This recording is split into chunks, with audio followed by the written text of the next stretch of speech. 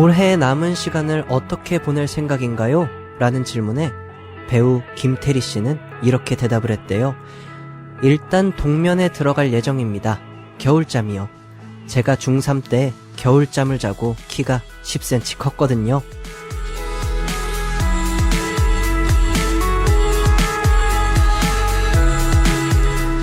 단 하루를 쉬더라도 그 쉼의 질이 높아야 계속 일할 에너지가 생긴다는 말도 덧붙였는데요. 내가 같은 자리에 머물러 있는 건 겨울잠 없이 계속 움직이기 때문은 아닐까 생각해본 오늘. 여기는 꿈꾸는 라디오고요. 저는 DJ 양요섭입니다.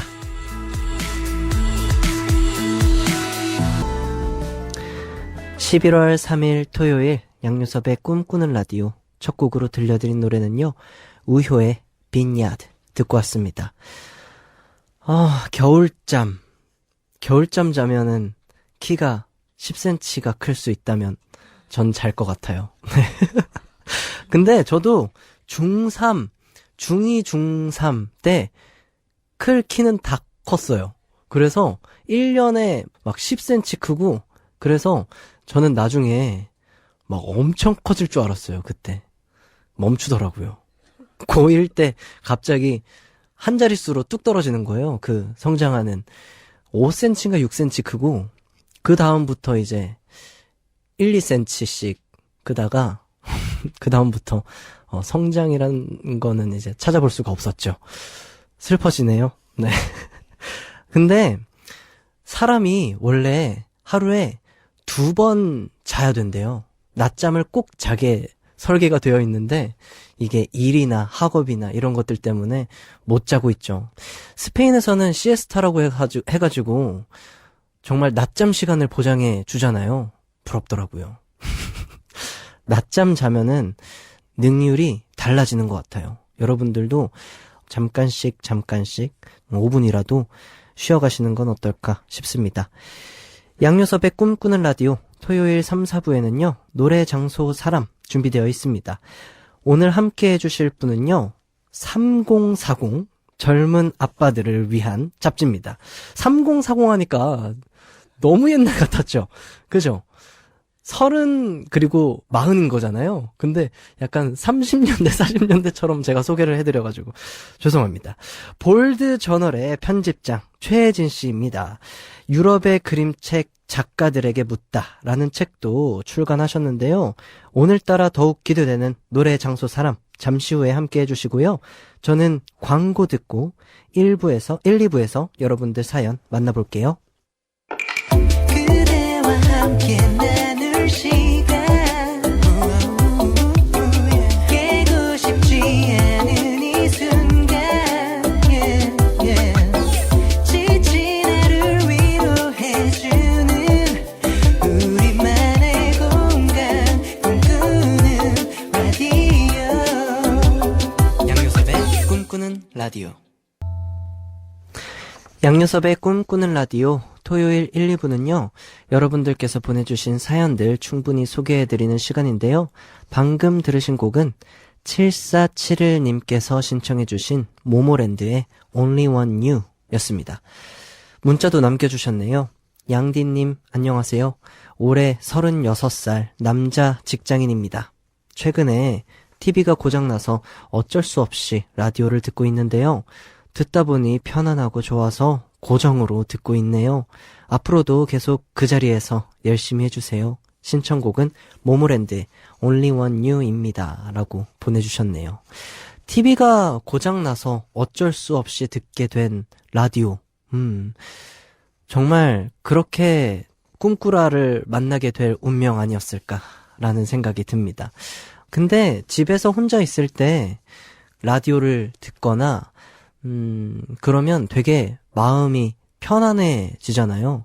많은 분들의 이야기를 상상하면서 같이 듣고 또 생각할 수가 있어서 라디오의 매력은 또 TV와 다른 것 같아요. 6639님께서 양디 요즘은 하루하루 여러 감정을 느끼고 있어요. 대학 합격 발표가 나고 있는 시기인데요. 한 친구는 떨어지고 또 다른 친구가 붙기도 하고 제가 지원한 학교의 발표 날도 다가오고 있습니다. 위로와 축하 그리고 걱정들로 하루하루를 보내고 있어요. 저희 반 친구들 모두 원하는 학교에 들어가서 멋있는 모습으로 다시 만날 수 있었으면 좋겠어요. 3학년 7반 화이팅! 아이콘의 좋아해요 신청합니다. 라고 보내주셨네요. 저도 음악 고등학교를 나와서 친구들이랑 같이 수시 면접 보고 시험을 보러 다니고, 근데 서로 원하는 대학들이 비슷했어요. 아무래도 음악 전공하는 대학이 대세가 또 있더라고요. 어떤 교수님이 어느 대학에 갔고 그런 것 때문에 또 대세가 달라지는데, 그때 제가 원했었던 대학 같이 봤는데 어떤 친구는 수석으로 입학하기도 하고 또 저는 떨어지기도 하고, 그러면서 뭔가 굉장히 큰 차이가 생기고 있다라고 생각이 들었었는데, 그런 생각 안 해도 될 것 같더라고요. 요즘에 좀 여러 가지로 굉장히 많은 고민과 여러 가지 감정을 느낄 만한 시기인 거는 확실해요. 너무 걱정하지 마시고 모두들 원하시는 대학 다 가실 수 있을 거예요. 응원할게요. 7430님께서 저는 토요일이 제일 힘든 요일이랍니다. 학원 다녀와서 양꾸라 들으면서 피곤함을 달래보고 있어요. 아이콘의 이별길 신청해요 라고 보내주셨네요. 토요일이 가장 힘든 날이라고 보내주셨네요. 수고 많으셨습니다. 노래 두 곡 이어서 듣고 올게요. 7430님의 신청곡 아이콘의 이별길, 이어서 마룬5의 Nothing Lasts Forever. 7430님의 신청곡 아이콘의 이별길, 이어서 마룬5의 Nothing Lasts Forever 듣고 왔습니다. 4877님께서 저 오늘 고등학교 친구 만나고 왔어요. 저한테 정말 장난을 많이 치던 친구였는데요. 제가 입 벌리고 졸고 있으면 작은 종이를 넣기도 하고 자고 있으면 휴지로 콧구멍을 간지럽히기도 했답니다. 그리고 양치할 때 핸드크림을 짜주거나 휘황찬란한 양말을 선물로 사다 주기도 했어요. 마치 톰과 제리 같았지만 제가 그냥 다 당했던 기억이 납니다. 이렇게나 재미있었던 추억을 잊고 지냈구나 싶었어요. 기억에 오래 남았으면 좋겠습니다. 힐링되는 하루였어요 라고 보내주셨네요. 장난 같은 거 참 많이 치죠. 저도 하이라이트 친구들이랑 굉장히 투어 다니면서 엄청나게 많은 장난을 쳤었어요.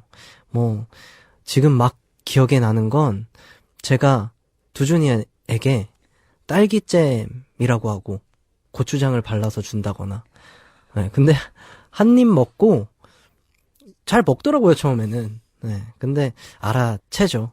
그런 걸로 서로 힘들던 그 시기를 서로 위로해주는 것 같아요.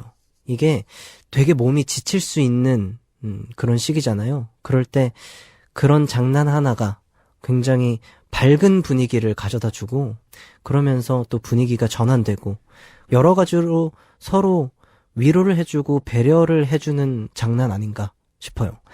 김민정님께서 헬로 양디 4년 정도 만난 남자친구랑 결혼까지 생각 중인데요. 어제 크게 싸워서 서로 결혼에 대해 고민 중이에요. 매일 저녁 수영 끝나고 집에 돌아가는 길에 차에서 남자친구랑 투닥거리다가도 양디 라디오를 들으면 너무 웃겨서 기분이 풀리는데요. 에라이 둘 다 기분도 안 좋은데 양디의 도움을 요청할게요. 기타를 좋아하는 남자친구가 윤종신의 환생을 정말 좋아하는데요. 이 노래 곽진원 버전으로 부탁드려요 라고 보내주셨네요. 그냥 투닥투닥 다투신 것 같아요. 다투신 것 같은데 그냥 지금 뭔가 남자친구분과 싸운 그 기억 때문에 이렇게 말씀하시는 것 같은데, 정말 서로 결혼해서는 안 될 만한 문제점이다 싶은 걸로 싸우셨다면 고민해보시는 게 좋겠지만, 뭐 그런 게 아니라면, 네. 너무, 결혼까지 생각하셨다가, 잠깐 이렇게 다투셨다고, 또, 결혼에 대해서까지, 고민하실 정도면은, 아무쪼록 조금 잘 풀렸으면 좋겠어요. 남자친구분과 또 양디 라디오 같이 들으셨다고 하니까 꼭 좋은 좋은 쪽으로 좀 생각하시면 어떨까 싶어요. 노래 듣고 올게요. 김민정님의 신청곡 곽진원의 환생. Yeah.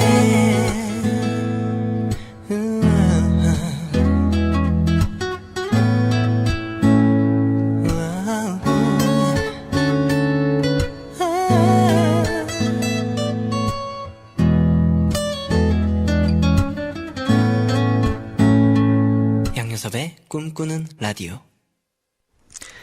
양요섭의 꿈꾸는 라디오, 여러분들의 사연 계속해서 만나볼게요. 김희연님께서 저는 다음 주에 시합이 있는 운동선수입니다. 시합이 코앞이라 그런지 훈련하다가 조금이라도 삐끗하는 일이 생기면 자존감이 뚝뚝 떨어지곤 해요. 너무 우울하고 힘이 듭니다. 제가 운동할 때 텐션 올리려고 듣는 노래인 블랙핑크의 Really 듣고 싶어요. 정말 운동선수분들 다 같은 고민을 하고 계실 것 같아요. 운동선수분들 뿐만 아니라 이 뭔가 몸 상태를 항상 최상의 컨디션으로 유지해야 되는 분들 있잖아요.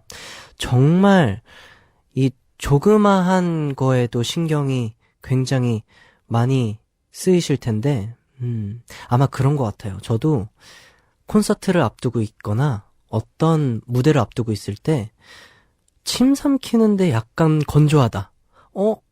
이 감기 아니야? 이러면서 작은 것도 크게 생각하게 되고 막 온갖 걱정들을 끌어안게 되는데 그럴 때일수록 조금 편안하게 생각하고 좀 과감하게 움직이는 것도 필요하더라고요. 오히려 뭐 더 잘 아시겠지만 오히려 다칠 것 같아서 소심하게 하는 행동, 하는 그 모습이 더 큰 부상을 불러일으키기도 하더라고요. 정말 유명한 보디빌더 선수가 되게 무거운 무게로 스쿼트를 하는데 겁을 먹어서 허리를 다쳤어요. 지금 은퇴를 했거든요. 그 사건 때문에. 근데 그 분에게 인터뷰를 했는데 돌아간다면 그 무게에 겁을 먹지 않고 평상시대로 나는 스쿼트를 할 것이다 라고 이야기를 하더라고요. 그거 같아요. 이 겁이 나서 조금만 다른 자세로 운동을 하거나 그러면 이게 그 유명한 보디빌더 선수분도 다치시는데 아무튼 운동하실 때 조심하는 것도 좋지만 또 너무 조심하다 보면은 그거에 따라서 또 다른 부상을 가지고 올 수 있다는 거 또 알려드리고 싶네요. 뭐 저보다 더 잘 알고 계시지 않을까 싶어요. 운동선수라고 하시니까 훈련 잘 하시고 시합에서도 좋은 결과 있길 바랍니다. 2176님께서 자이언티의 아이돌 신청합니다. 기숙사 생활하다가 한 달 만에 가족들 만나서 저녁 먹었어요. 완전 신나요. 꼭 들려주세요. 라고 보내주셨네요. 이렇게 오랜만에 가족들 만나면 너무 즐겁고 그 먹는 저녁이 정말 맛있잖아요. 함께 좋은 시간 보내시고요. 노래 두 곡 이어서 듣고 올게요. 김희연님의 신청곡 블랙핑크의 Really, 이어서 2176님의 신청곡 자이언티의 아이돌. 김희연님의 신청곡 블랙핑크의 Really, 이어서 2176님의 신청곡 자이언티의 아이돌 듣고 왔습니다. 0165님께서 요즘 저희 엄마께서 핸드폰 하는 재미에 푹 빠지셨어요. 처음엔 폴더폰 아니면 안 쓰신다고 하셨는데요. 막상 터치폰으로 바꿔드리고 문자하는 법도 알려드렸더니 너무너무 재밌어 하십니다. 요새는 바로 옆방에서도 딸램, 엄마 문자 잘 쓰지, 물음표 라면서 아직 특수 문자를 안 가르쳐 드렸더니 저렇게 보내시더라고요. 너무 귀엽지 않나요? 이따가 라디오 듣는 방법도 알려드리려고요. 엄마 딸내미가 엄마 많이 사랑해. 신청곡은 양희은의 엄마가 딸에게 들려주세요 라고 보내주셨어요. 물음표를 이렇게 물음표 이렇게 적으신 게 너무 귀엽습니다. 딸냄 엄마 문자 잘 쓰지 물음표. 근데 저희 어머니도 가끔 문자를 보내주시는데 저희 어머니는 굉장히 사용을 잘 하시더라고요. 톡도 굉장히 자연스럽게 잘 보내시고 가끔 사진도 잘 찍어서 보내주시고 근데 처음 부모님들께서는 좀 어려워하실 수도 있어요. 저도 사실 어려워요. 스마트폰이 저보다 더 스마트해서 너무 어려워요. 아직 제가 사용하지도 못하고 앞으로도 사용하지 않을 것 같은 그런 어마어마하게 많은 좋고 편리한 그런 기능들이 있을 텐데 다 배우려면 저도 아마 며칠 걸릴 것 같아요. 노래 듣고 오겠습니다. 0165님의 신청곡 김규리 피처링 양희은의 엄마가 딸에게. 양요섭의 꿈꾸는 라디오 2부 마무리할 시간인데요. 김미진님께서 라디오를 듣다 보면요. 유난히 제가 좋아하는 곡이 많이 나오는 날도 있고 처음 듣는 노래들이 많이 나오는 날도 있고 그런 것 같아요. 라디오의 묘미는 세상 사람들의 이야기를 들으면서 공감하고 또 양디의 위로로 힘을 얻는 것도 크지만요. 다양한 음악을 듣는 것도 하나의 묘미라고 생각해요. 이 사연이 소개된다면 그날은 양꾸라의 좋아하는 노래들로 가득했으면 하는 마음으로 요즘 즐겨 듣는 데이식스의 Man in the Movie 신청해요 라고 보내주셨네요. 맞아요. 라디오의 묘미, 라디오의 매력은 정말 무궁무진하지만 그중 하나는 DJ와 청취자분들이 같은 노래를 동시간에 듣고 또 그거에 대해서 같은 노래를 들어도 소감이 다르잖아요. 그거에 대해서 또 이야기를 나누는 그런 것이 참 라디오의 묘미 아닐까 싶어요. 2부 끝곡으로 김미진님께서 신청해 주신 데이식스의 Man in a Movie 들으시고 저는 3부에서 최혜진 편집장님과 함께 노래 장소 사람 시작할게요. I dream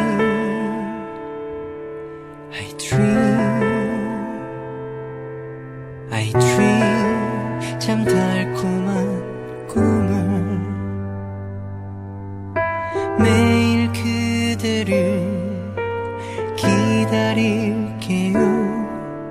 내일도 내 꿈에 찾아와 줘요.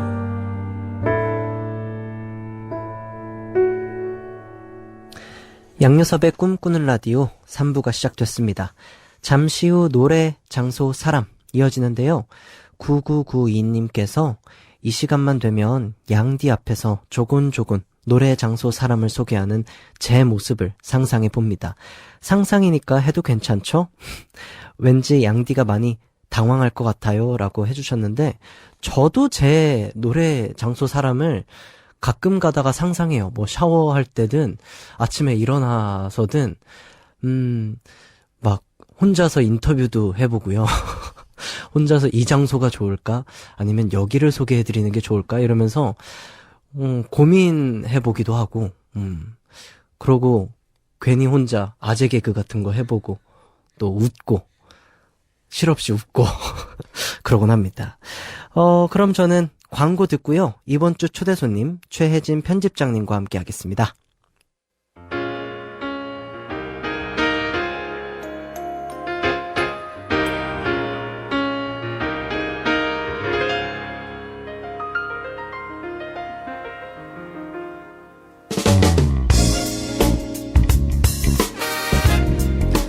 매일 듣던 노래, 이미 가봤던 장소, 알고 있던 그 사람. 익숙한 것을 새로운 시선으로 만나보는 시간. 노래, 장소, 사람.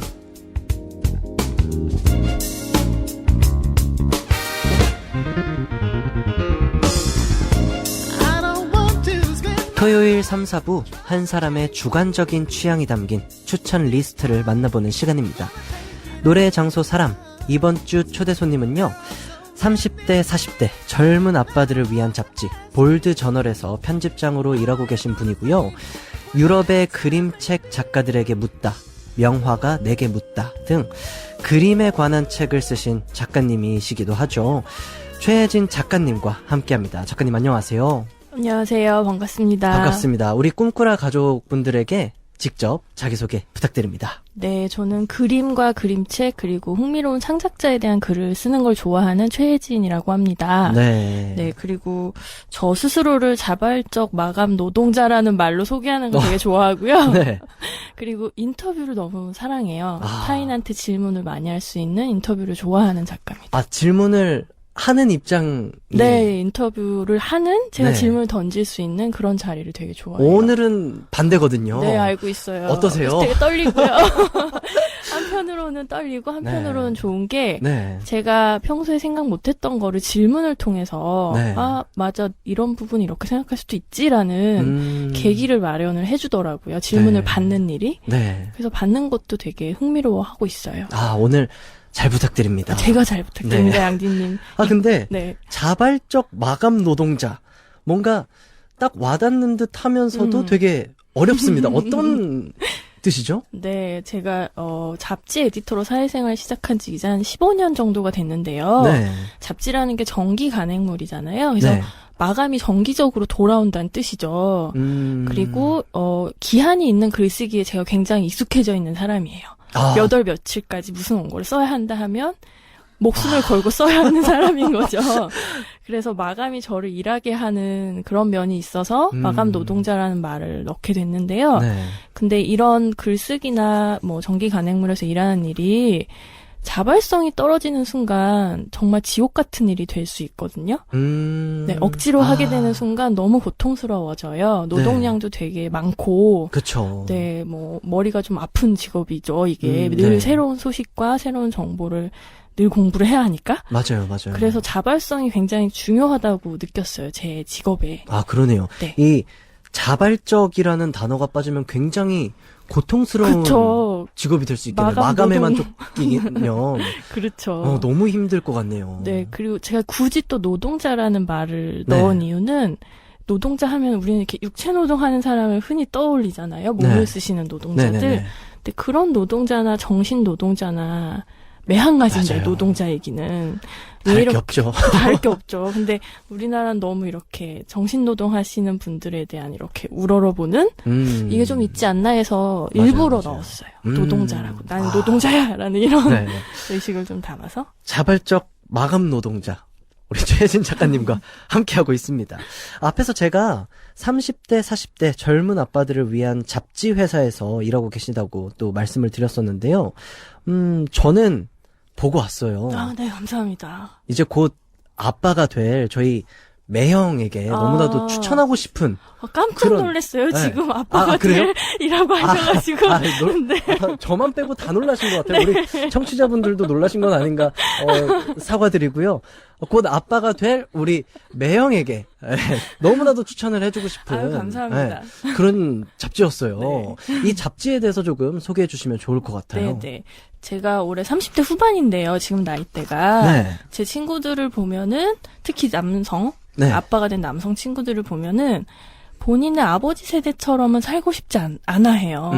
우리가 흔히 떠올리는 가부장 아버지들은 네. 좀 소통이 서투르시고 네. 밖에서 돈을 벌어오면 그걸로 아빠의 역할은 끝난 거 아니야? 라고 생각하시는 그런 맞아요. 경향이 좀 있는데 그래서 좀 소통이 잘 되는 친구 같은 아빠가 되고 싶다는 마음들이 다 네. 한켠에 있더라고요. 30대, 40대 정도 연배에. 네. 네. 근데 그런 분들이 막상 볼만한 잡지가 없어요, 한국에. 생각해보면은 네. 육아 관련된 컨텐츠는 다 여성지에서 만들고 그러네요. 있어요. 네. 주부 잡지.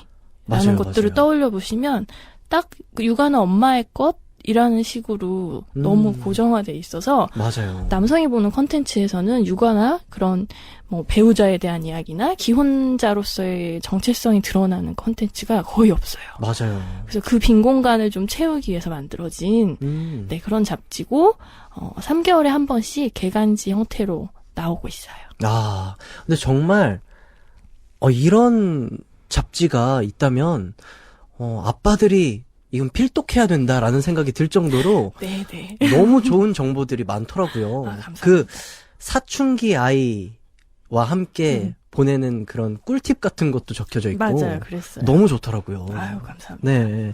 그리고 아이들과 떠나면 좋은 여행지부터 아빠들의 육아 휴직 이야기까지 정말 좋은 정보들이 많이 들어 있었는데요. 그 기존 남성 잡지와는 확실히 다르다라는 느낌이 들었어요. 왜 기존 남성 잡지에서는 이제 엄청나게 멋진 외국 모델 분들이 뭐 면도기를 이렇게 광고한다거나 뭐 그런 거는 사실 네. 보기 힘들고 정말 이런 정보들이 가득하더라고요. 네네. 처음에 이제 볼드저널 매체 창간을 준비할 때 네. 기존의 이제 잡지 시장을 분석을 하잖아요. 창간 네. 준비할 때.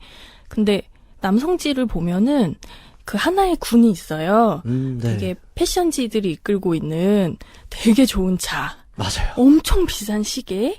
그리고 맞아요. 너무너무 아름다운 여성들, 살짝 벗은 여성들이 나오는 그런 남성지의 세계가 있는데, 이 남성지들은, 쉽게 말하면 미혼인 척해요.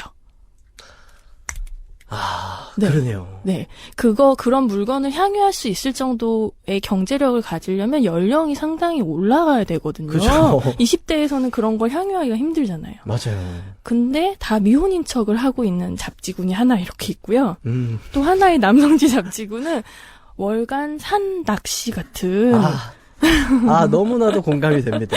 네. 이런 군도 하나 있어요. 근데 맞아요. 여기서도 역시나 기혼자로서의 정체성은 찾아보기 힘들어요. 그냥 본인의 그쵸. 취미 활동에 대한 네, 그런 거니까. 그래서 기존에 없던 아예 하나의 군을 만들어낸 셈이에요. 저희 볼드저널이. 이거는 두 분이 함께 보셔도 굉장히 좋을 것 같아요. 네, 실제로 여성 독자 비율이 한 45% 정도 돼요. 아, 그러니까요. 네. 이게 서로에게 굉장히 참 도움이 많이 될 것 같다라는 생각이 들더라고요. 그리고 유럽의 그림책 작가들에게 묻다. 명화가 내게 묻다. 그림과 좀 관련된 책을 많이 내셨더라고요. 이유가 뭐 있으신가요? 제가 실은 네. 그림을 정말 못 그려요. 네. 그리고 미술 시간을 사랑한 학생도 아니었어요. 네, 그래서 미술과는 사실 상관없는 삶을 살아왔고요. 네. 근데 직장인으로 그렇게 살면서 너무너무 바쁘게 마감에 치이면서 살면서 내면이 좀 삭막해지고 뭐 봐도 뭐 이렇게 아무 감흥이 없어질 때가 있잖아요. 그쵸. 마음이 메말라서. 네. 그럴 때면 미술관에 가는 습관이 있었어요. 그 미술관에 가면 뭔가 좀 내면이 차오르고 다시 그죠. 이 촉수? 감각이 좀 맞아요, 생생해지고 네. 이런 느낌이 있어서 지치고 퍼석해질 때마다 미술관에 갔는데 네. 그러면서 차츰차츰 좋아하는 그림이 늘고 그리고 좋아하게 되니까 좋아하는 것들에 대한 글을 쓰고 싶고 네. 네, 이러면서 그 시간이 쌓여서 그런 책들을 내게 된 거예요. 제가 미술을 전공했거나 뭐 그런 건 전혀 아니에요. 그러면 조금 마음이 힘들고 조금 지칠 때 위로를 받으면서 네. 미술에게 관심을 좀 갖기 맞아요. 시작하신 것이네요. 네. 그 중에서도 유럽의 그림책 작가들에게 묻다를 조금 보고 왔어요. 네, 감사합니다. 근데 이 책은 예술하시는 분들이라면 읽어보시는 게 좀 좋을 것 같다라는 생각이 들 정도로 아이고. 이게 많은 영감을 주기도 하는데 그냥 좀 모든 예술가 분들이 비슷하게 지내고 계시는구나라는 생각에 그렇게 느끼셨어요, 양디님은? 위로도 받게 되더라고요. 그랬구나. 네. 그랬나요? 제가 추임새가 좀 있어요. 네. 인터뷰하던 버릇이. 그죠? 네. 근데 1년 동안 6,700km를 네. 정도를 이동해서 10명의 그림책 작가분들을 네네. 만나고 오셨다고요. 네. 와, 10분 모두 흔쾌히 좀 인터뷰에 응해 주셨나요? 네네, 굉장히 흔쾌히 응해주셨어요. 이분들이 프랑스하고 벨기에에서는 나름대로 그 경력도 굉장히 오래되시고 한 3, 40년씩 네. 예술하신 분들이고 이래서 네. 일정 잡기가 쉽지는 않은 분들인데 다행히 한국이라는 나라에서 네. 날 궁금해한다고? 이런 그런 신선함이 있으셨나 봐요. 그래서 인터뷰에는 굉장히 잘 응해주셨고 네. 그리고 인터뷰를 제가 이게 그 불어 실력이 그렇게 뛰어나지 않다 보니까 제가 즉석에서 그냥 불어로 질문하면 혹시나 못 알아들을까봐 사전에 늘 질문지를 불어로 작성해서 네. 메일로 한 2, 3일 전에 드렸거든요. 네. 그러면 그 메일을 보시고 나서 이 기자애가 나에 대해 정말 많이 조사하고 나에 대해서 되게 사랑하는 아이구나, 나를. 그죠. 이거를 느끼신 거죠. 그 정성이 네, 사실, 질문지에서. 네, 느껴지죠. 그래서 질문지를 받고 인터뷰 시간을 늘려주시거나 네. 처음엔 조금 약간 방어적으로 나오셨다가 갑자기 호의적으로 바뀌시거나 네. 이런 경험도 있었어요. 저는 작가님께서 그 10분을 어떻게 선택하셨는지도 사실 궁금해요. 사실은 네. 제 맘대로. 그죠? 네. 그 마음이 궁금합니다. 이게 사실은 이제 한국에서 그렇게까지 많이 알려진 작가님들은 아니었어요. 그림책 분야 자체가 워낙에 한국에서는 아이들 보는 분야라고 되어 있어서 네. 이게 대중적으로까지 이름이 알려진 예술가들은 아니었거든요. 네. 근데 그럼에도 불구하고 제가 만나고 싶은 그 사람들이 있었는데요. 무엇을 저를 자극했냐 생각해 보면은 저는 되게 오랫동안 제가 창의적이지 않다는 생각에 휩싸여서 살았거든요. 네. 그 초중고등학교, 대학교까지 다 한국에서 그 공교육 제도 안에서 네. 착실하게 그죠. 그걸 다 이수하고 나온 사람이라 네. 창의성을 생각하면 나하고는 좀 거리가 멀다. 누군가는 갖고 있겠지, 난 말고. 이렇게 생각을 하는 사람이었어요. 근데 네. 그런 제 눈으로 보기에 제가 이렇게 만나고자 했던 10분의 작가님들은 저 사람은 어떻게 저렇게 반짝이는 생각을 갖고 있지? 비결이 뭐지? 어릴 때 엄마가 뭐 해준 거야? 막 이런 궁금증이 어떤 교육을 받은 거야? 네. 도대체. 그런 궁금해지죠. 것들이 궁금해지는 작가분들을 제 맘대로 또 이렇게 선택을 해서 그러면 가게 됐어요. 이 책에 소개해 주신 그 10분은 좀 작가님이 보시기에 창의성이 도드라지는 네. 작가님들이겠네요. 제가 생각할 때는 자기만의 창작물을 만드는 대부분의 예술가가 굉장히 창의적이시라고 다 생각을 하지만 그 중에서도 창의성이라고 하면 우리가 되게 뭉뚱그려져 있거든요. 맞아요. 이 말이. 그래서 늘 쓰고는 있지만 정확히 그래서 이게 무슨 뜻이야? 라고 말하면 생각보다 설명하기 어려워요. 양디님은 창의성이 뭐라고 생각하세요? 그러니까요. 제가 작가님이 말씀하시면서 맞아, 그렇지 이러면서 마음속으로 깊은 동감을 하고 있었습니다. 네네. 그래서 그 모호했던 창의성에 대한 그 생각을 좀 더 구체화시킬 수 있는 작가로 고르고 싶었어요. 그냥 단순히 반짝반짝하고 뭐 되게 열심히 작업 잘하시고 이런 분들로 고르기보다는 이 작가를 만나면 내가 예를 들면 관찰력에 대해서 굉장히 많이 얘기를 할 수 있겠다. 혹은 이 사람에 대해서는 뭐 공상하고 몽상하는 거에 대해 중요성을 이 사람 얘기해 줄 수 있을 것 같아. 이런 식으로 창의성의 하위의 속성들 있잖아요. 그거를 좀 구체적으로 말할 수 있는 작가들을 선택한 거죠. 네. 또 책의 부제가 시빈의 작가가 말하는 그림책의 힘인데요. 그림책의 힘 뭔가요? 저도 이제 이 책을 쓰면서 기간이 첫 인터뷰부터 마지막 인터뷰까지가 거의 한 시차가 10개월 정도의 시차가 있었거든요. 네. 그래서 처음에 몰랐던 걸 뒤로 갈수록 깨닫게 되었어요. 저 스스로도 취재를 하면서. 네. 제일 많이 깨달은 게 뭐였냐면 어른인 나도 그리고 여기 계신 다른 분들도 양진님도 마찬가지고 우리 모두 다 전직 어린이였다는 사실. 네. 우리도 한때 다 어린이였었던 거죠. 근데 어린이들이 특징이 뭐가 있냐면 가만히 내버려 두면 알아서 찍고 붙이고 그리고 뭔가 붙여내고 만들어내는 본능이 있어요. 그러니까 창작에 대한 본능이 우리도 다 한때는 있었던 사람들인 거죠. 맞아요. 네. 근데 어느새 우리가 그걸 잃어버린 거예요. 그래서 지금은 백지를 보면 되게 두렵고 누가 창의성 있게 뭐 써보라고 하면은 막 못할 것 같고 그러니까요. 그런 주저함에 되게 많이 갇혀 있는 것 같아요. 그래서 이 그림책을 다시 볼 때 제가 느낀 건 그 마음대로 찍고 붙이고 했던 그 창작의 자유를 느꼈던 어린 시절의 감각 있잖아요. 네. 그걸 약간 회복시켜주는 것 같다는 생각을 했어요. 저 영업한 건가요, 지금 그림책? 약간 찡했어요. 제가, 저도 감사합니다. 뭔가 작곡을 하고 작사를 하고 이러면 저의 생각을 담기보다 타인이 이걸 봤을 때 우습지 않을까? 라면서 오롯이 제가 너무나도 마음에 들었었던 그 작품이 네. 변형되고 있을 때 있죠. 이게 근데 속상하다기보다는 막 더 그런 생각에 갇히게 되더라고요. 맞아요. 근데 뭔가 하나 딱 네. 깨어나는 듯한 느낌이 드네요. 저도 그런 거 글 쓸 때 이거 네. 쓰고 나면 남들이 어떻게 평가할까에 대한 생각을 굉장히 많이 하는 사람이었어요. 전전긍긍 걱정도 많이 하고. 근데 제 인터뷰 중에 한 작가님이 키티 크라우더라고 하는 벨기에 작가님이 해주신 이야기인데 네. 어른이든 아이든 무언가 만들어내는 걸 부담스러워하는 사람들 마음속에는 독특하고 재밌는 거 없었던 거를 만들어내야 한다는 부담감, 목표의식이 있는 경우가 많다. 맞아요. 그렇게 말씀하신 순간 내가 목표의식을 내려놓으면 되겠구나 라는 걸 깨달았어요. 그런 인터뷰에서.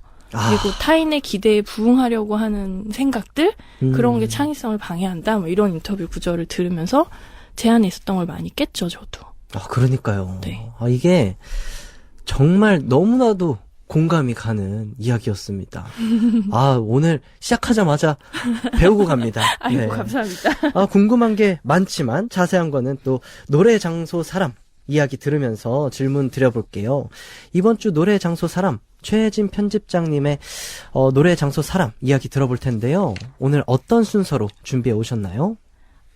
제가 먼저 말씀드릴 거는 장소예요. 네. 그리고 노래, 사람입니다. 네. 노래 한 곡 듣고 최혜진 작가님의 노래, 장소, 사람 이야기 들어볼게요. 스텔라장의 아이고. 스텔라장의 아이고 듣고 왔습니다. 이제 최혜진 작가님께서 골라주신 노래, 장소, 사람 이야기 들어보겠습니다. 먼저 장소부터 말씀해 주세요.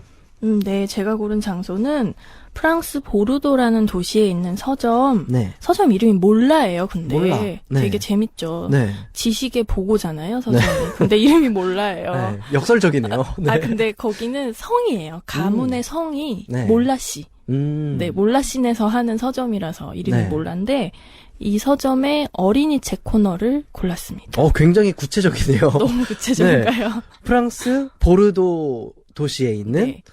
몰라 서점의 네. 어린이 책 코너. 네네. 이렇게 좀 구체적으로 소개해 주시는 이유가 있으실 것 같아요. 네, 제가 그 월간 패션 잡지에서 10년 정도 일하고 네. 막 너무 닳고 소진이 되어서 네. 10년 차에 퇴사를 하고 프랑스 보르도에 가게 됐어요. 네. 근데 그 전까지 저는 제가 꾸려왔던 삶이 네. 매달 마감을 하고 그 결과물을 눈에 보이는 형태로 받아들잖아요. 네. 그러니까 이게 한 달에 한 번씩 성적표 받는 거나 마찬가지예요.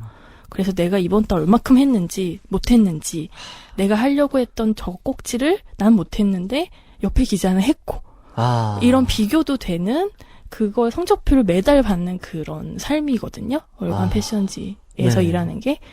근데 그렇다 보니까 성과를 굉장히 추구하게 돼요. 눈에 보이는 성과들. 나 요즘 누구랑 뭐 했어. 뭐 이렇게 이야기할 만한 거리들. 네. 그런 걸 좀 추구하는 삶을 10년 동안이나 산 거죠. 네. 워커홀릭으로. 네.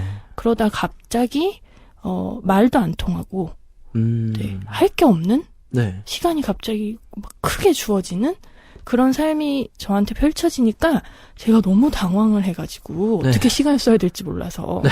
약간 은퇴하신 아버지 모드가 되어버렸어요.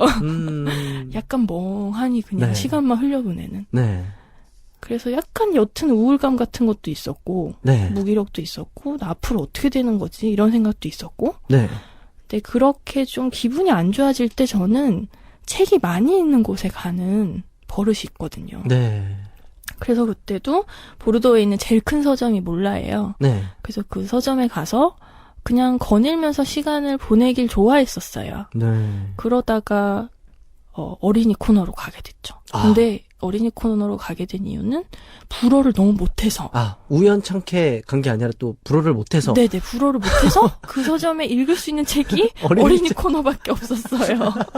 네. 그래서 어린이 책을 보기 시작한 거예요. 아. 그림책을. 네. 제가 그 전에 에디터로서의 삶을 살 때는 어린이 책, 이건 어린이 책이잖아. 네. 왜 어른인 내가 봐? 이렇게 생각하고 저하고 상관없는 거라고 생각했어요. 네. 근데 이제 불어를 못하다 보니까 볼 수 있는 게 없어서 그림책을 보기 시작했는데 그 안에 엄청난 예술성과 창의성이 있더라고요. 너무 놀라웠어요. 그것들이. 다른 영화나 좋아하는 영화나 네. 연극, 전시 뭐 되게 이렇게 뭐랄까요? 심오하다고 이렇게 얘기하는 네. 그런 장르에서 보여지는 예술성이 못지않은 예술성이 그림책에도 있더라. 그래서 너무 깜짝 놀라서 네. 그때부터 그림책을 너무너무 막 탐닉을 하기 시작했죠. 아. 돈을 벌어서 다 그림책 사는데 쓰고. 어린이 그림책. 네. 네. 그러면서 또 그림책의 힘을 또 믿기 시작하시고. 그렇죠, 그렇죠. 네. 근데 그곳에서 생활은 네. 어느 정도 하신 거예요? 프랑스에서는 1년은 있었고요. 네. 벨기에 브뤼셀로 이사해서 2년 더 있다가 총 3년을 지내다가 한국에 다시 돌아왔어요. 유럽에서의 생활 좀 어렵지는 않으셨어요? 제가 일단은 제일 힘들었던 거는 그전까지는 제가 늘 뭘 잘하는 삶에만 익숙했던 거예요. 뭘 해내는 삶. 나 이거 해냈어. 만들어냈어. 마감에 쫓겨서. 그럼 이 화보 내가 찍었어. 네. 이런 것들. 네. 그런 성취에 굉장히 길들여져 있다가 그런 성취를 내세울 게 하나도 없는 상태가 되니까 뭔가를 못하는 나 스스로를 받아들이기가 너무 힘든 거예요. 네. 특히 불어도 그때는 약간 미숙할 때여가지고 네. 레스토랑 가가지고 주문할 때나 슈퍼에서 계산할 때나 너무 쫄아있는 제 자신을 보는 게 힘들었어요. 그죠. 네. 나 왜 이렇게 막 눈치 보고 이러는 거지? 라는 생각이 들고. 그래서 그런 무능감 같은 것들을 견디는 게 가장 힘들었어요. 그 한 3년 정도. 초반에. 아, 네. 초반에. 네네. 초반에 한 1년 정도는 그것과 네. 씨름을 했던 것 같아요. 아, 그 힘든 마음을 어린이 책 코너에서 위로를 받으셨는데, 네. 그 코너에서 좀 어떤 책이 좀 기억나시는지 네. 소개해 주시면 좋을 것 같아요. 네네.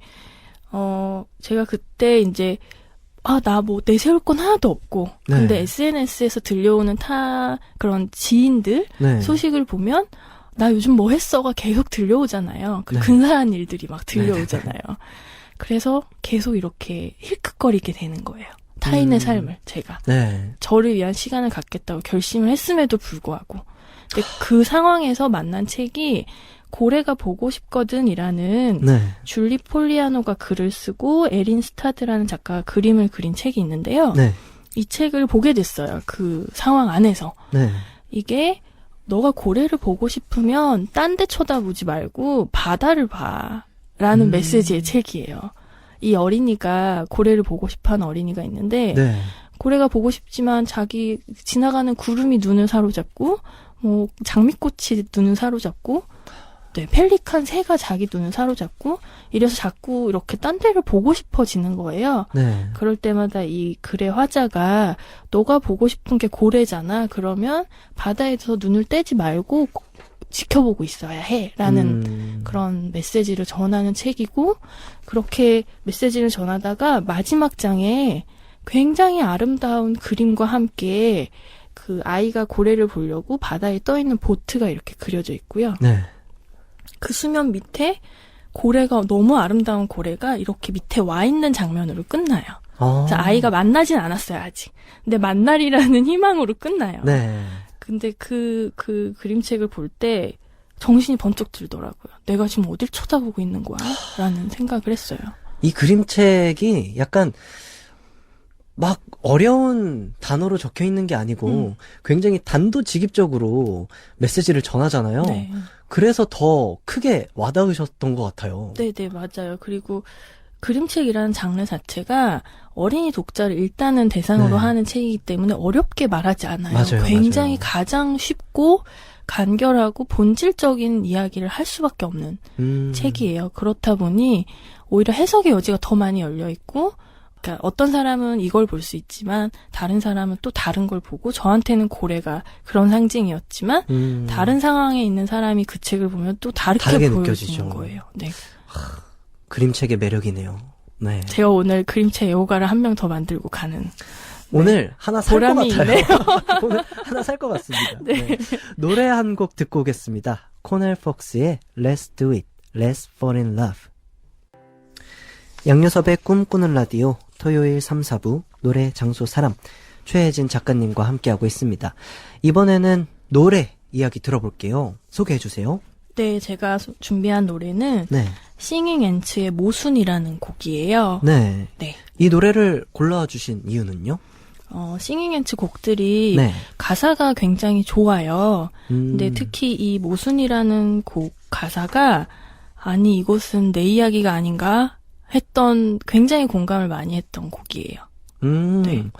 지금 저희 작가님께서 가사를 띄워주셨는데 피곤한데 불면증 여기에 굵은 글씨로 우리 작가님들도 크게 공감하시나 봐요. 네네네. 그 가사에 피곤한데 불면증 저는 정말 물어보고 싶네요. 크게 공감하셨나 봐요. 네. 이거에 좀 공감하셨나요? 최혜진 작가님께서도? 저 이거 굉장히 공감 많이 하고요. 네. 그리고 여기 가사 중에 또 그래 이게 있어요. 비밀을 간직하고 싶지만 다 들켰으면. 이것도 내 이야기인가? 이랬었어요. 그러니까 본인 입으로 이야기하고는 싫지만 네네. 뭔가 내 마음을 다 알아줬으면 좋겠고. 공감은 되게 받고 싶은데 맞아요, 말로 맞아요. 설명하기는 되게 어려운 그런 감정. 많은 분들이 좀 가사 궁금해하실 것 같아요. 제가 좀 소개를 해드릴게요.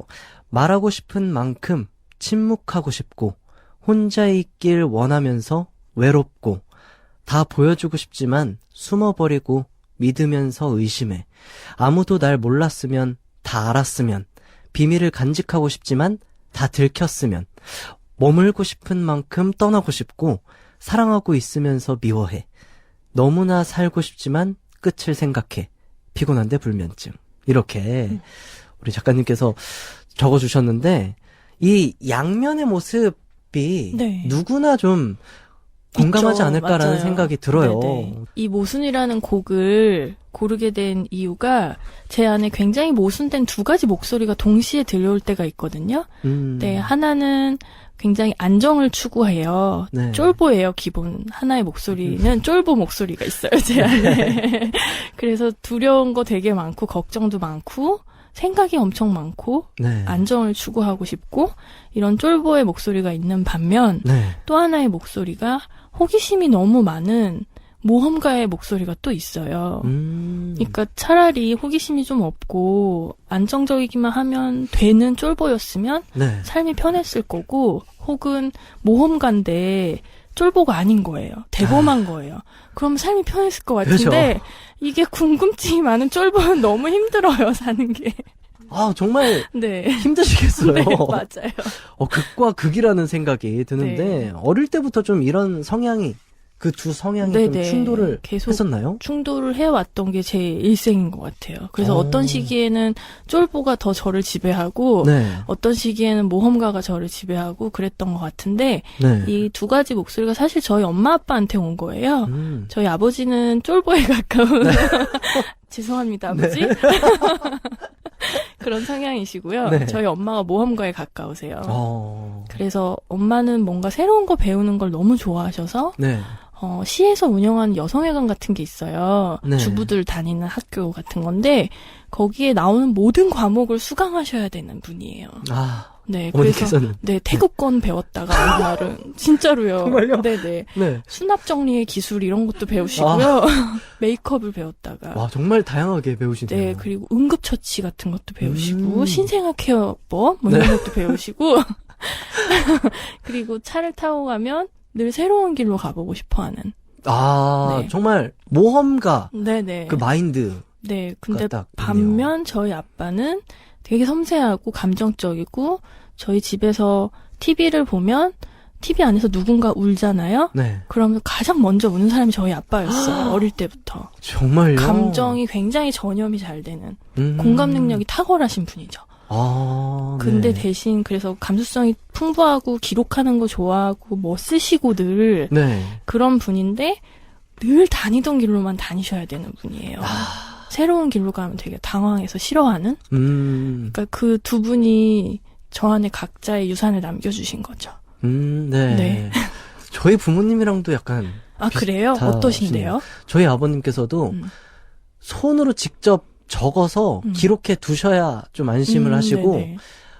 예를 들어서 맛집을 가도, 늘 항상 먹던 거, 아니면은 도전이라고 생각하시는 편? 네네. 네. 그리고 어머니께서도 정말 많이 배우셨거든요. 장구도 하셨었고. 진짜요? 한국무용 하셨고요. 저희 어머니들 한번 만나셔야 될 것 같아요. 그러니까. 네. 그리고 이거는 너무 TMI이긴 한데, 부동산에 대해서도 두 분의 이야기가 너무 달라요. 그렇구나. 그러니까 어머니께서는 네. 두 분이서 이야기를 하시면 어머니께서는 여기가 뜬다고 네. 사야 된다고 라고 얘기하시면 아버지께서는 네. 직접 가보고 눈으로 보고 그 주변에 어떤 환경이 있고 네네. 그리고 또 기록하시고 그러지 않으면 불안해하세요. 그럼 양디님도 내면에 그 두 가지가 다 있겠어요. 그 두 가지가 좀 있죠. 근데 저는 조금 어머니의 그 성향을 좀 많이 물려받은 것 같아요. 네네네. 재밌네요. 그러니까요. 재밌어요. 근데 누구나 그 두 가지의 마음이 한 길로 이렇게 추진하는 데에 큰 원동력이 되기도 하잖아요. 네, 그리고 제 생각에는 이런 면들이 서로 충돌을 하고 어떤 때는 화해하려고 노력하고 맞아요. 이 과정에서 각자의 개성이 만들어지는 것 같다는 생각을 해요. 맞아요. 네. 이 노래 많은 분들이 궁금해하실 것 같아요. 최혜진 작가님께서 추천해주신 노래 싱잉앤츠의 모순 듣고 올게요. 최혜진 작가님께서 추천해주신 노래 싱잉앤츠의 모순 듣고 왔습니다. 마지막으로 최혜진 작가님께서 골라주신 사람 이야기 들어볼게요. 네, 제가 말씀드리고 싶은 사람은 네. 저에게 말을 걸어준 그림 속 사람들이에요. 그림 속 사람이라면 그림책 속 사람인가요? 아니 미술관에서 만날 수 있는 명화, 흔히 말하는 명화라고 일컬어지는 네. 그런 그림 속에 있는 사람들. 네. 사실 생각지도 못했었던 사람인데요. 네. 이유도 말씀해 주시면 좋을 것 같아요. 네네. 제가 인터뷰어로 오랜 시간 일을 했잖아요. 네. 그래서 질문하는 직업병 같은 게 아마 있나 봐요. 그래서 아까 말씀드린 것처럼 일하면서 좀 마음이 안 좋고 퍽퍽해지고 이럴 때 미술관에 자주 갔는데 네. 유독 발길이 안 떨어지는 그림들이 있거든요. 미술관 가서 보면. 네. 그런 그림들을 한 편 한 편 이렇게 한 점 한 점 쌓아놓고 보니까 나중에 보니까 인물화만 있더라고요. 그러니까 제가 그림 속에 사람이 나와야 그 그림을 좋아하는 거예요. 추상화나 정물화나 풍경화는 마음에 안 와닿아요. 그래서 좋아하는 인물화들이 그렇게 많은데 네. 저도 모르게 그런 그림들에 있는 사람한테 네. 질문을 하고 있더라고요. 제가 어느 순간 마음속으로. 예를 들면은 되게 갈등 상황에 놓여 있는 사람이랄지 싸우고 있는 사람들 네. 이런 사람들이 그려진 그림을 볼 때면 도대체 둘 사이에 무슨 일이 있는 거예요? 네. 이런 식의 질문들 아주 쉬운 질문인데 그런 걸 저도 모르게 이렇게 습관처럼 하고 있었어요. 근데 이렇게 질문을 하면서 그림을 보다 보면 그 그림 속에 있는 사람이 굉장히 특별하게 느껴지는 거예요. 왜냐하면 한 미술관에 있는 그림은 굉장히 많잖아요, 종류가. 네. 근데 그렇게 많은 그림 중에 난 왜 하필이면 이 사람한테 말을 걸고 있지?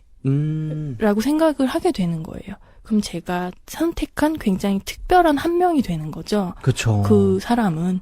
그래서 약간 제가 좋아하는 문장 중에 질문을 한다는 건 관계로 초대하는 것이다. 네. 라는 말이 있어요. 네. 그런 말처럼 제가 그렇게 질문이 생기는 그림들은 이렇게 손을 쑥 넣어가지고 액자 안으로 손을 쑥 넣어서 악수를 청하는 듯한 그런 느낌을 느꼈어요. 저도 프랑스에서 미술관에서 딱 한 작품에서 네네. 비슷한 감정을 느낀 작품이 어떤 있는데 작품이었어요? 고흐의 네. 초상화였어요. 네. 근데 이렇게 옆모습 약간 대각선의 모습으로 뭔가 그림인데 무언가를 이야기하고 있는 듯한 네. 느낌을 받아서 맞아요. 무슨 생각하세요?라는 그런 생각이 거였어요, 저도. 그러니까 네. 뭐 속으로 질문을 던지진 않았습니다만 네. 저는 그때는 DJ가 아니어서 그런 직업병은 없었습니다만 네, 네, 네. 저분은 무슨 생각을 하면서 저 자리에 앉아 있었을까? 저기에서 무슨 생각을 하고 있을까? 이게 그림이잖아요.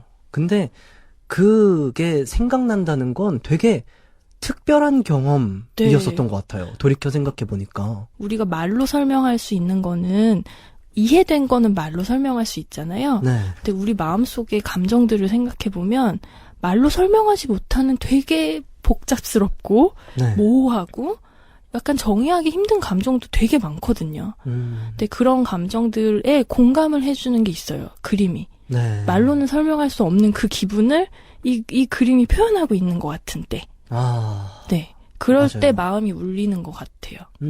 그때 그 사진, 그 그림을 보고 그런 생각이 들었어요. 이래서 미술관에 와서 직접 보는구나. 네, 라는 생각이 맞아요. 들었어요. 사실 미술 교과서에도 굉장히 많이 실렸었던 아, 그 광고 네. 자화상이? 네. 네네. 그림이고, 뭐, TV에서도 보고, 종종 인터넷에서도 보고 했었는데, 네네.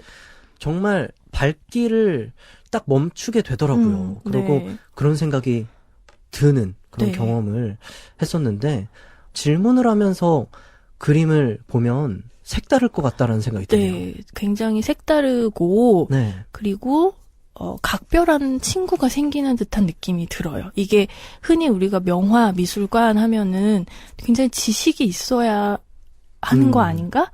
아는 만큼 보인다고 하던데, 맞아요. 난 아는 게 없으니까 안 보이는 거 아닌가? 이렇게 생각을 하거든요. 보통 많은 분들이. 근데 이런 식으로 내 마음에 어쨌든 이상한 신호를 보내는, 왠지 발길이 안 떨어지는 네. 그런 그림 앞에서 자문자답을 해보는 거예요. 무슨 생각하고 있는 걸까, 저 사람은? 근데 왜 나는 다른 그림은 다 패스 다 지나갔는데 이 그림 앞에선 안 지나가지는 거지? 아. 이 그림이 나한테 지금 무슨 얘기를 하고 있길래? 라고 생각을 해보면 되게 무의식에 있었던 옛날에 들었던 이야기나 어떤 사람의 표정이나 이렇게 언어화되지 못했던 무언가가 이렇게 수면 위로 쓱 올라오는 느낌 들거든요. 아. 그런 거를 저는 다 이렇게 포착을 해서 글감을 삼았어요.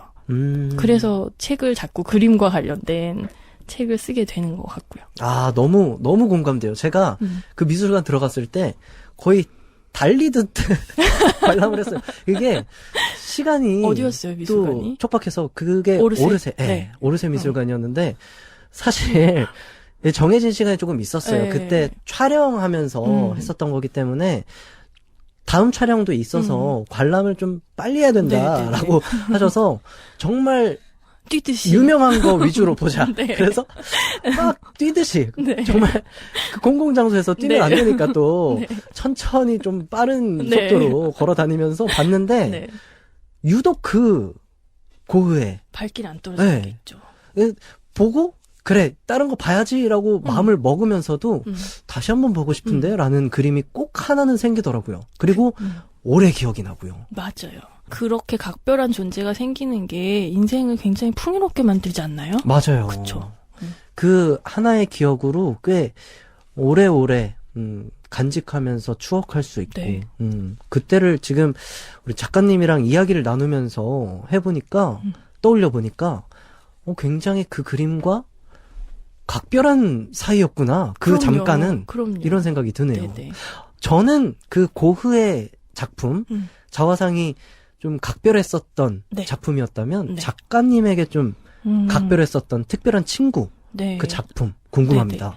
저도 빈센트 반 고흐가 굉장히 각별했는데 네. 양디님이 찜을 하셔가지고 네. 다른 화가를 제가 선점했네요. 네, 선점하셔서 다른 화가를 말씀드릴게요. 그 네. 덴마크 화가 중에 비렐름 하멜스웨이라고 하는 네. 정말 알려지지 않은 화가가 있어요. 근데 이분은 후기 인상파 화가들이 네. 활동을 하던 같은 시기에 활동한 화가예요. 네. 근데 그림을 다 회색으로 그리는 사람이에요. 회색조로. 근데 그 후기 인상파 화가들 대충 떠올려 보시면 굉장히 색감을 아름답게 그죠. 쓰잖아요. 네. 그게 그리고 당대에 굉장한 유행이었고 네. 그렇게 하는 게 세련되고 미래 뭐 그쵸. 그림의 미래 뭐 약간 이렇게 미래지향적인 네, 그림이죠. 인정받았던 네. 그런 시기에 살면서도 본인이 추구하는 회색에 대한 탐구를 놓지 않았던 사람이에요. 그 그래서- 회색에 대한 탐구. 네. 와. 이거를 유행과 굉장히 멀리 일부러 네. 멀리 있으려고 좀 노력을 했고 그 회색조의 그림들이 굉장히 아름답고 몽환적인데요. 네. 특히 이분이 한 60여 점의 아내의 뒷모습을 남긴 그림들이 있어요. 네. 네. 아내를 그렸는데 자기 집에서 뒷모습인 아내만 한 60점을 계속 그린 거예요. 네. 근데 이 그림을 보면 일단은 굉장히 질문이 많이 돋을 수밖에 없어요. 왜냐하면 뒷모습이 있기 때문에 뭐 하고 있는지 무슨 생각하는지 알 수가 없거든요. 그 그림 보자마자는. 네. 그래서 자꾸 눈길을 끌게 하는 게 있고 그리고 두 번째는 회색만으로도 이렇게 풍부할 수 있구나 라는 걸 느끼게 되는 그림이 있어요. 그래서 비렐름 하메르세이를 너무 좋아해서 제가 네. 저는 화가를 좋아하면 무덤을 가는 여행 방법이 있거든요. 네. 저만의 여행 방법인데 방고 무덤에도 갔었고요. 그래서 네. 그래서 비렐름 하메르세이도 무덤까지 찾아가 봤던 와. 화가예요. 정말 애정하는 네. 화가시네요. 네. 정말 너무 재밌네요. 너무 저도 너무 재밌네요. 네, 시간이 이렇게 그래서 이렇게 흐른 줄 몰랐습니다. 오늘 함께 노래, 장소, 사람 이야기 나눠봤는데요. 오늘 어떠셨나요? 너무 즐거웠어요. 처음에 조금 긴장이 좀 됐었는데 네. 양디님의 얼굴을 보면서 네. 긴장이 많이 풀렸고 네, 다행입니다. 네. 그리고 재밌게 이야기한 것 같아서 좋습니다. 저도. 네. 근데 보내드리기 전에 마지막으로 그 타인에게 질문을 던지는 걸 좋아한다고 하셨잖아요. 네. 혹시 오늘 함께 방송을 하면서 네. 저에게 하고 싶은 질문 있으시면 너무너무 많은데 한 개만 해야 되는 거죠. 그쵸. 네. 지금 시간이 없어서 네. 네. 일단은 양디님이 생각하면은 처음에 떠오른 이미지는 무대 위에 굉장히 화려한 모습이 떠올라요. 그건 누군가 타인을 선망하게 만들고 동경하게 만드는 직업이잖아요. 네. 그리고 한편으로는 이렇게 굉장히 생활인으로서 일상인으로서 대화를 잘 해야 되는 DJ로서의 모습도 있으신 거죠. 그래서 그쵸. 이 두 가지의 일들이 서로 어떻게 도움을 주고받는지 혹은 상충하는지 이 두 가지 일을 하고 계시는 마음이 어떤지 이런 게 궁금했어요. 저는 이게 DJ로서 혹은 아이돌로서가 아니라 그냥 양요섭으로서 좋은 사람이고 싶고 잘하는 사람이고 싶고 그 감정이 제일 커요. 그래서 네. 아이돌로서일 때도 난 아이돌이니까 나는 가수니까 노래를 잘해야 돼가 아니라 양요섭이니까 나는 양요섭인데 이 정도는 해야지라는 약간 네네. 자기애도 좀 있는 것 같고 네네. DJ로서 하면서도 양요섭이고 나를 응원해주는 부모님이 계시고 팬분들이 계시고 나는 그들을 실망시켜서도 안 되고 스스로도 좀 실망시키면 안 되라는 생각이 있어서 막 이 두 가지에서 괴리감을 느낀다기보다 이 모든 것들이 약간 그 집합으로 따지면은 그 모든 집합에 다 교집합으로 다 들어있는 것 양요섭이 같고 있군요. 네. 네. 양요섭이 가장 크게 네. 있는 것 같아요. 그래서 양요섭으로서 네. 정말 좋은 사람이고 싶고 네. 정말 잘하는 사람이고 싶고 네. 정말 멋진 사람이고 싶고 막 그래요. 지금 이미 그렇게 잘하고 계세요. 감사합니다. 네. 부끄럽습니다. 네. 오늘 이야기 너무 네. 즐거웠습니다. 저도 즐거웠습니다. 네. 고맙습니다. 네. 광고 들으면서 보내드릴게요. 감사합니다. 감사합니다. 꿈꾸러 같이 듣자 했잖아요. 안 들려요. 왜 못 들은 척해요. 당신을 기다리는 내 눈빛 알잖아요. 이리 와요. 포근한 꿈 꾸자고요. 양효섭의 꿈꾸는 라디오. 11월 3일 토요일 양요섭의 꿈꾸는 라디오 마칠 시간입니다. 오늘 너무나도 재미있는 이야기를 들려주셔서 시간이 벌써 이렇게 지나간 줄 몰랐습니다. 오늘도 역시 마지막 곡은 전해드리지 못하겠네요. 저 인사드릴게요. 내일도 제 꿈에 놀러오세요.